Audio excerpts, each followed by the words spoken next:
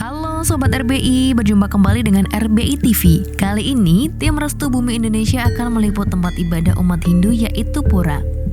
Tetapi, pura yang akan kami liput kali ini bukanlah pura yang ada di Pulau Bali, melainkan pura terbesar yang ada di Jawa Tengah, yaitu Pura Agung Girinata di Kota Semarang. Mempunyai luas kurang lebih 455,2 meter persegi. Pura ini beralamat di Jalan Sumbing nomor 12, Bendungan, Kecamatan Gajah Mungkur, Kota Semarang. Berlokasi di perbukitan dengan pemandangan khas Kota Semarang dari atas, merupakan keindahan tersendiri dari Pura Agung Girinata.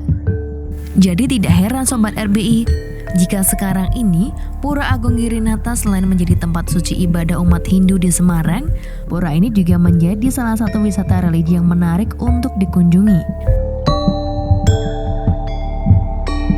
Sekarang pun tidak hanya umat Hindu saja yang boleh mendatangi pura ini untuk berdoa, melainkan masyarakat umum pun saat ini bisa mengunjungi pura yang indah ini sebagai tempat wisata. Tempat ibadah bagi pemeluk agama Hindu ini menghadirkan pengalaman wisata yang berbeda bagi setiap wisatawan yang sedang berkunjung di sini. Sobat RBI bisa hunting foto dengan memanfaatkan bangunan pura yang ada di dalamnya dan menikmati pemandangan kota Semarang yang menakjubkan dari atas pura. Saat pertama berkunjung ke Pura Agung Girinata, Sobat RBI akan disambut sebuah gapura menyerupai bangunan khas Bali. Wah, suasananya serasa kayak di Bali Sobat RBI. Pura Agung Girinata ini pura umat Hindu Jawa Tengah, tapi posisinya di Kota Semarang. Dibangun pada tahun 1970. Itu bertanah dari Kota Semarang. Mulai dibangun sampai tahun 2001 diresmikan oleh Gubernur Jawa Tengah. Pura Agung Girinata itu ada 3 wilayah, namanya Tri Mandala. Yang pertama Nista Mandala, yang kedua Madya. Madya di sini namanya Madya. Setelah Madya kita langsung masuk ke Utama. Nah, di dalam Utama Mandala ada tempat persembahyangan umat Hindu. Pura ini terbagi menjadi 3, yakni Nista Mandala, Madya Mandala, dan Utama Mandala, dan ketiganya memiliki fungsi yang berbeda-beda. Nista Mandala merupakan bangunan pura terdepan dari pura yang mempunyai sifat nista dan digunakan sebagai sesuatu yang sifatnya tidak bersih seperti toilet, tempat parkir, kantin halaman luar, area penyembelihan hewan, dan lain-lain. Sementara itu, saat memasuki area kedua yaitu Madya Mandala, pengunjung akan menjumpai sebuah tempat terbuka, beratap, seperti sanggar. Tempat ini dinamakan Balai Kertasaba. Tempat ini biasanya digunakan untuk tempat pertemuan, berkesenian, rapat, diskusi agama, dan lain sebagainya. Di dekat area ini juga terdapat perpustakaan bernama Brahma Widya. Di sebelah utara Balai Kertasaba terdapat Balai Gong. Balai Gong merupakan bangunan tempat gong dan gamelan-gamelan lain. Pada saat ada upacara keagamaan dan penyambutan tamu, para sekehe gong atau sekumpulan penabuh gamelan akan membunyikan gamelan di balai ini. Sebelah Balai Gong terdapat Balai Bengong, yang biasanya digunakan sebagai tempat bersantai setelah beribadah. Untuk memasuki Utama Mandala, kita harus melewati Candi Kurung atau biasa disebut dengan Kori Agung. Kori Agung merupakan pembatas antara Madya Mandala dengan Utama Mandala, dan pintu Kori Agung ini dibuka setahun sekali. Sebelum memasuki area Utama Mandala, di depan Kori Agung, sudut sebelah kanan terdapat ornamen bangunan menyerupai menara yang dinamakan Balai Kulkul sebagai tempat menggantungkan kulkul atau kentongan. Depan Kori Agung, tepatnya sebelah kiri terdapat Balai Pasandikan yang digunakan untuk area istirahat dan menyiapkan diri sebelum masuk ke area dalam pura.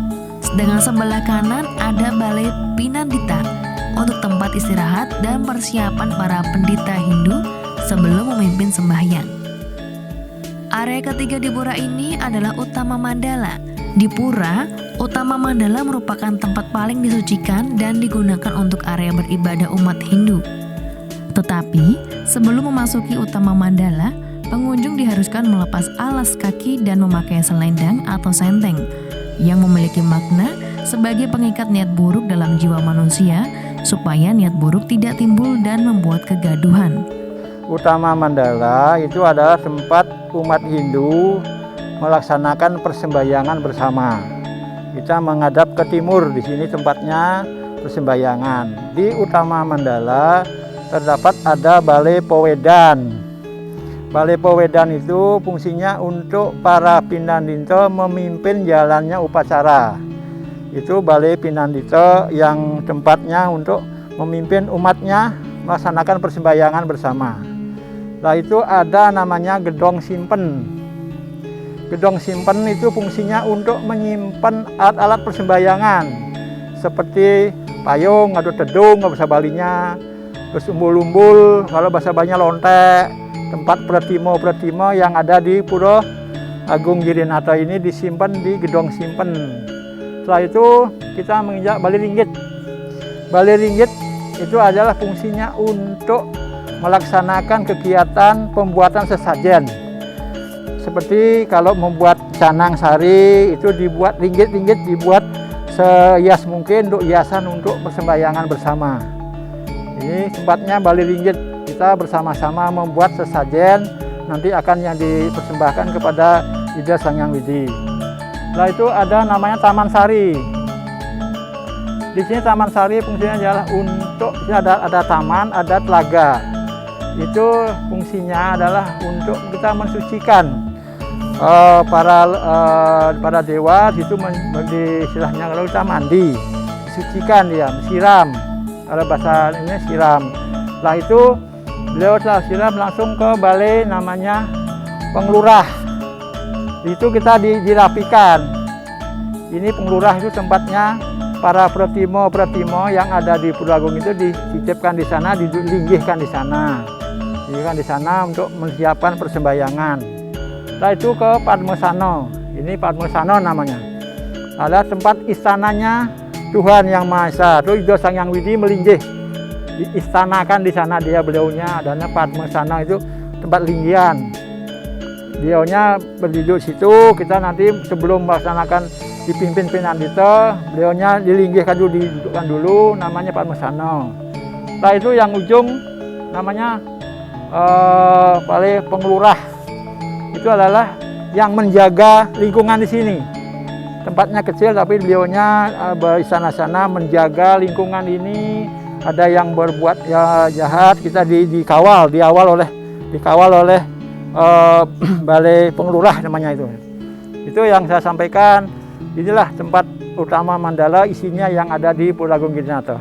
Di area utama Mandala, pengunjung akan diperlihatkan keindahan bangunan tinggi menjulang, yakni bangunan Padmasana sebagai tempat pemujaan Sang Hyang Widi. Tidak hanya itu, bunga jepun yang merupakan tanaman untuk sesajian sembahyang umat Hindu tumbuh di area utama Mandala dan semakin menambah keindahan pura terbesar dan terlengkap di kota Semarang ini. Wah, keren ya Sobat RBI, Pura Agung Girinata ini yang memanjakan mata, memberikan pengalaman yang tak terlupakan bagi siapapun yang berkunjung. Sekian liputan wisata bertema wisata religi kali ini. Semoga dapat menghibur dan menambah wawasan Sobat RBI dimanapun berada. Jangan lupa klik tombol lonceng, subscribe, like, comment, and share akun RBI TV agar dapat memberikan liputan yang lebih menarik lagi. Sampai jumpa di liputan selanjutnya.